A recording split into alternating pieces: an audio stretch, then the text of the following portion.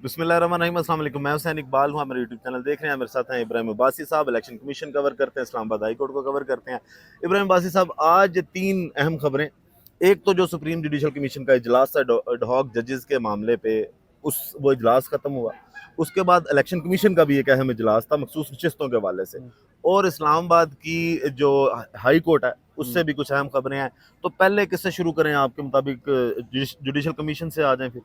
मैं मेरे ख्याल से जुडिशल कमीशन से ही बात अब करते हैं। जुडिशल कमीशन में ये हुआ है कि जो ढाक जजेस थे ना, चार जिनका हम्म, तजवीज दी थी काजी साहब ने, तीन तो इनकार कर गए थे। 3 इनकार अब करके। जस्टिस जो सरदार तारिक मसूद साहब हैं, हम्म, उनके को जो है वो उनके हक में फैसला आ गया। हम्म, और जो तैनाती का उनका अब नोटिफिकेशन ही होगा, जारी बात है। हाँ। वो फैसला आया 8-1 के तनासुब से, और हम्म, सिर्फ जस्टिस मुनीब साहब जो है ना, उन्होंने इस चीज़ से इख्तलाफ किया हाँ, कि उनको एज एड हॉक जज जो है वो तैनात ना नहीं किया ना जाए। किया जाए। फिर दूसरे जो जस्टिस थे, मजर मदर आलम मदर मियाँ आलम मियां खेल साहब, क्या। उनके हक में भी फैसला आ गया और कहा यह गया कि जनाब ठीक है, उनकी भी मंजूरी दे दी गई है जुडिशल कमीशन की जानिब से। और वो फैसला आया 6-3 के तनासुब से।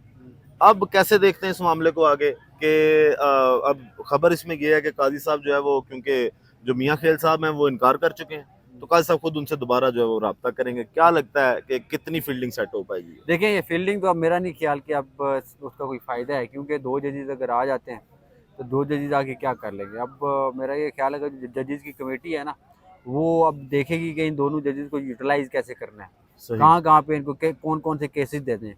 या तो ये हो सकता है कि इनको जो क्रिमिनल, क्योंकि जो मेरे ख्याल से ज़्यादातर जो क्रिमिनल केसेस हैं वो जस्टिस सरदार तारिक मसूद साहब के पास जी। जाएंगे, क्योंकि ज़िंदगी में उन्होंने टोटल 9 ही जो है सुप्रीम कोर्ट के फैसले लिखे हैं।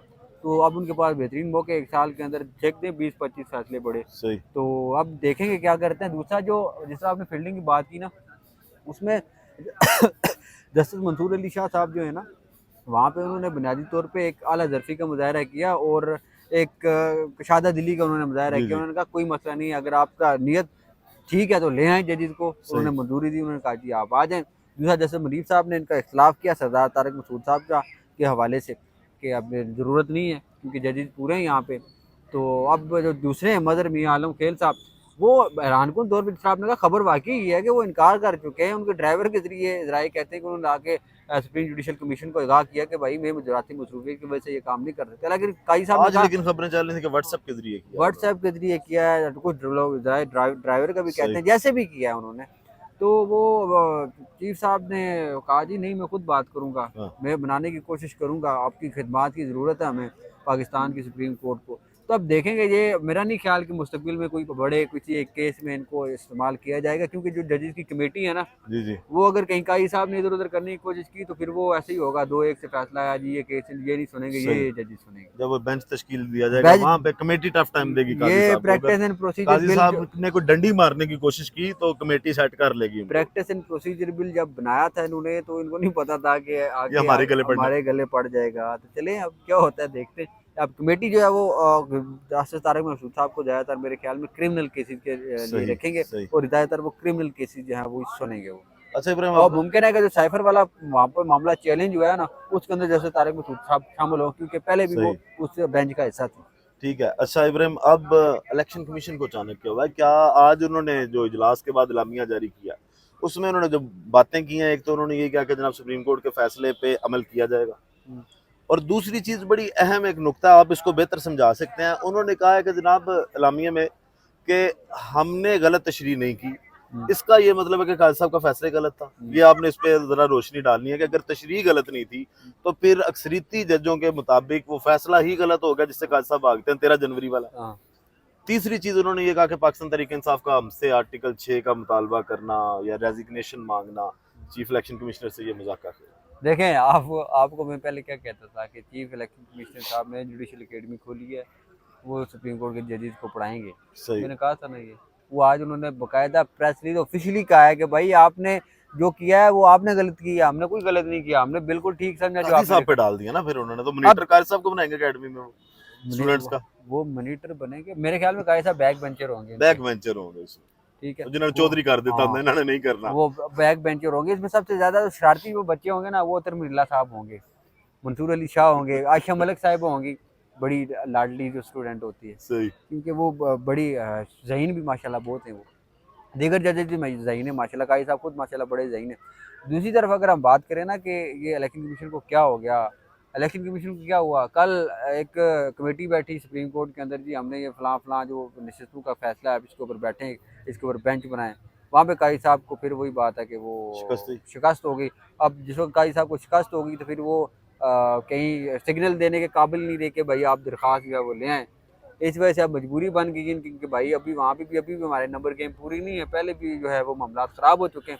लिहाजा बेहतर ये है कि इलेक्शन कमीशन जो है वो सुप्रीम कोर्ट ऑफ पाकिस्तान का फैसला ही माने। कल जो इजलास था उसके अंदर जो 2 मेंबरान सीनियर थे, जिसमें निसार दुरानी साहब थे और साथ में बाबर हसन बरवाना साहब थे मेंबर पंजाब, उन्होंने ये दोनों ने मेंबर सिंध और पंजाब दोनों के जो थे उनकी तरफ से ये कहा गया कि हमें इलेक्शन कमीशन का फैसला मानना चाहिए। बाबर हसन बरवाना साहब जो थे वो पहले भी इख्तलाफी नोट लिख चुके हैं मखसूस नशिस्तों वाले मामले के ऊपर इलेक्शन कमीशन की तरफ से। उन्होंने कहा है कि ये जो नशिस्तें हैं ना तो ये उसको मिलनी चाहिए, मखसूस नशिस्तें अगर सुन्नी इत्तेहाद कौंसिल को नहीं मिलती तो दीगर जमातों को भी ना मिले, बल्कि ये मखसूस नशिस्तें खाली रहें। अब ये जो आज इलेक्शन कमीशन का फैसला है और उन्होंने कहा है जी कि गलत तशरीह की है। बुनियादी तौर पे जो सुप्रीम कोर्ट आज सईद बलोच साहब के साथ मेरी बात हुई, उन्होंने बड़ी ज़बरदस्त तरीके से इंटरप्रेट किया इस मामले को। उन्होंने कहा कि ये बुनियादी तौर पे जो दीगर जजेस थे ना वो नहीं चाहते थे कि बल्ले वाले फैसले से सुप्रीम कोर्ट ऑफ पाकिस्तान की बदनामी हो। सही। वो बुनियादी तौर पे अपने चीफ जस्टिस को रेस्क्यू करना चाह रहे थे ये सारा मलबा इलेक्शन कमीशन के ऊपर डाल के, लेकिन इलेक्शन कमीशन ऑफ पाकिस्तान ने दोबारा वार किया उनके ऊपर। उन्होंने कहा कि हमारे पास हमारी कोई गलती नहीं, आपने फैसला ही गलत लिखा था। अब सारी जिम्मेदारी दोबारा चीफ साहब के पास चली गई है। अब चीफ साहब को ये चीज़ समझनी चाहिए, उसके दोबारा जो रिव्यू पिटीशन उनके पास पड़ी हुई है सही। उसको लगाएं, सुने, दोबारा फैसला कर दें। पाकिस्तान तहरीक इंसाफ की इंटर कोर्ट अपील पड़ी हुई है वहाँ पे, उसके ऊपर फैसला करें। अगर ठीक था गलत था, उसका दूध का दूध पानी का पानी हो जाएगा, लेकिन वो नहीं कर रहे। इलेक्शन कमीशन ने फिर आज मजबूरन जो है वो इस तरह किया कि हम करेंगे। लीगल विंग को उन्होंने ये भी साथ कहा है कि आप जो है कहीं आपको मुश्किल पेश आती है इस फैसले के ऊपर अमल दरामद करते हुए, आप जाएँ जजेज के साथ बैठें, 8 जो जजेज हैं उनके जाकर पूछें कि ये मामला हमें मुश्किलात पेश आ रही हैं, हमें इसके ऊपर गाइड करें। फिर वो गाइडेंस लेके आके उसके ऊपर अमल करें और वो नशिस्तें दें। लेकिन टेक्निकल डिफ़िकल्टीज ज़रूर होंगी पीटीआई के लिए इलेक्शन कमीशन की जानिब से। लेकिन मैं वही कह रहा हूँ कि देखें जिस तरह जो फैसल वाडा साहब हैं या जो और तर्जुमान है इस तरह के अंदर के, मुनीफ फरीक साहब का जिक्र हमने अपने एक वीलॉग में किया था, वो ये कहते हैं कि जनाब ताकतवर हल्का नहीं चाहता, तो इलेक्शन कमीशन कैसे कर सकता है? मुझे इस बात पे सिर्फ, या कोई चाल आएगी आगे, आपको आता है कि लगता है कि कोई आगे चाल कोई वार करेगा इलेक्शन कमीशन दोबारा? देखिए वो तो मैंने आपको टेक्निकल डिफिकल्टीज का इसीलिए कह रहा है कि वो इसी तरह डायरेक्ट तो नहीं कह सकते नहीं देनी थी, क्या करना है। वो टेक्निकल गेम खेलेंगे, लेकिन वहाँ पे आप जजेस को बड़ा होशियार और होशियारी से काम कर लेना चाहिए और पीटीआई को बड़ा चौकन्ना रहना होगा, क्योंकि छोटी छोटी चीज़ यहाँ पे उन्होंने नोट करनी होगी और ये बताना होगा। अब प्रेस रिलीज में आज उन्होंने ये भी कह दिया कि इनके जो इंटर पार्टी इंतखाबात हैं इनको हमने कबूल ही नहीं किया। सुप्रीम कोर्ट कैसे कह सकती है कि फलां जो है 41 बंदे पीटीआई के, फलां बंदे आज़ाद हैं वो भी पीटीआई के। स्ट्रक्चर नहीं है, पीटीआई का स्ट्रक्चर नहीं है। अब आपके पास पिछले 1.5 महीने से उनके इंटर पार्टी इंतखाबात पड़े हुए हैं, आप उसको फैसला करें, फैसला नहीं दे रहे, लटका के रखा हुआ है। अब ये वाला मामला, वो वाला मामला भी अभी उसके अंदर दोबारा पड़ा हुआ है सुप्रीम कोर्ट के अंदर। अभी मैं तो ये समझता हूँ कि इस मामले को भी वहाँ पे उनको उठाना चाहिए था कि हमने इंतखाबात करवाए, इलेक्शन कमीशन तो हमें वहाँ से नोटिफाई नहीं कर रहा, सर्टिफिकेट नहीं दे रहा। इलेक्शन कमीशन तो तंग तो करेगा, क्योंकि जो हैं लोग जो आज फिर कह रहे हैं हमने इस्तीफा भी नहीं देते। भाईजान आप इस्तीफा, वो हमें हमारे ऊपर गलत तनकीद की जाती है। तो आपने जिनको लेवल प्लेइंग फील्ड नहीं दी वो आपके ऊपर तनकीद कर रहे हैं, आप आगे से रोला करते हैं। आप उनकी तनकीद बर्दाश्त नहीं करते जिनके कागजात नामजदगी छीने गए, इलेक्शन कमीशन ने कुछ नहीं किया। आपने जो सदर से मुशावरत नहीं कर पाए, आप उनका आपके ऊपर तनकीद की, आप वो चीज़ बर्दाश्त नहीं कर सके। हज़ारों ऐसी चीज़ें, बल्ला छीन लिया आपने उनसे, हाँ जी, बल्ला छीन लिया आपने उनसे, लेकिन वो आपके खिलाफ बात करें वो भी आपको बर्दाश्त नहीं। अब वो क्या करें, अब वो दम घोट के मर दें अपने आप को, खुदकुशी कर लें, क्या करें आप?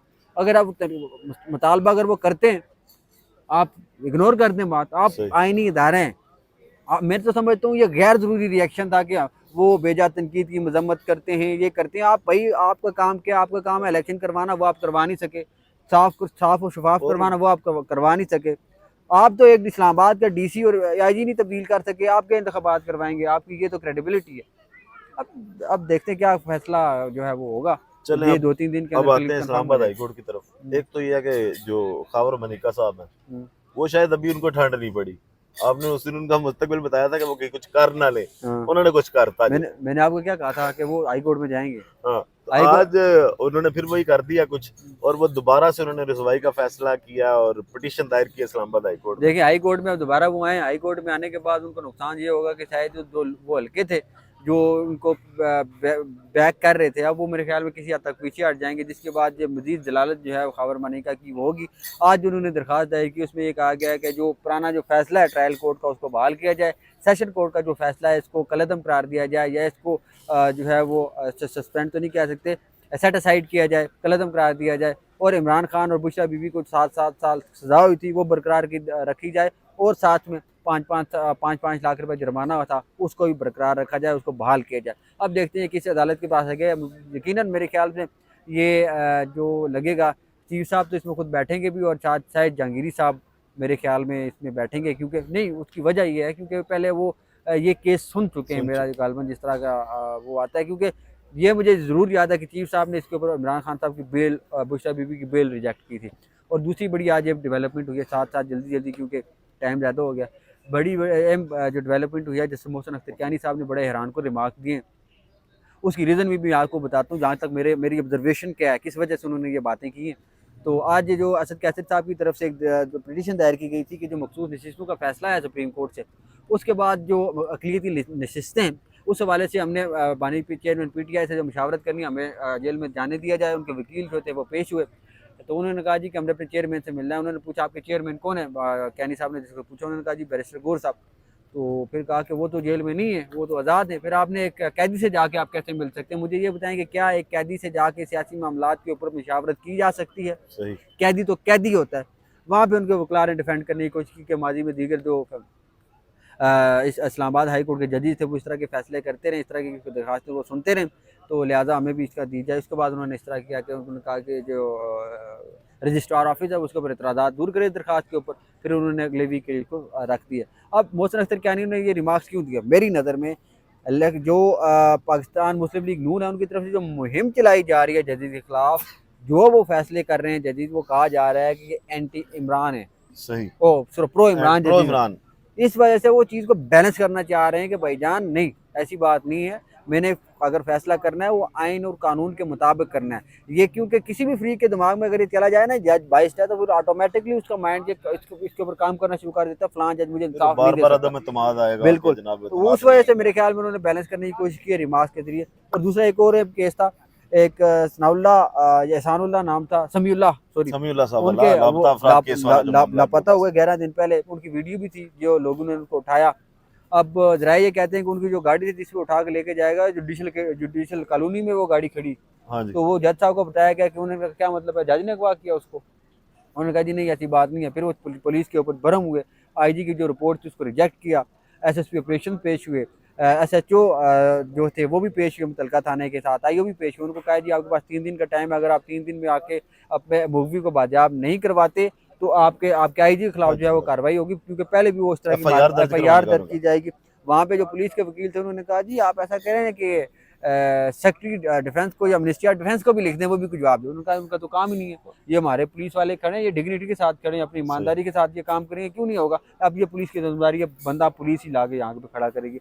अब अगले हफ्ते तक चली गई उसकी समात, अब देखते शायद हैं क्या इसी होगा। वजह से जो मोहसिन अख्तर कियानी साहब है ना, उनसे डर लगता है, और आमिर फारूक साहब को एलिवेट नहीं किया गया सुप्रीम कोर्ट में।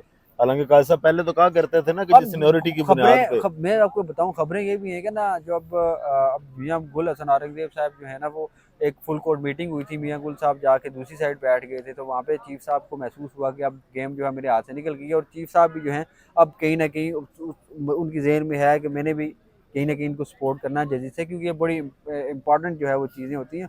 और चीफ साहब भी कहीं ना कहीं जो है स्टांस लेने की कोशिश करते हैं जहाँ पे ले सकते हैं, लेकिन चीफ साहब की एक बात है कि वहाँ पे अगर उनका अपने कोई हुक्मदुली हो जाए ना केस की, फिर वो नहीं छोड़ते, वो कहीं ना कहीं कसर निकाल लेते हैं। और दूसरी चीज़ यह है कि वो अब उनको समझ आ गई कि जजेस के साथ खड़ा होना है, ताकि वो तो काजी सही। साहब वाला हाल भी ना हो ना।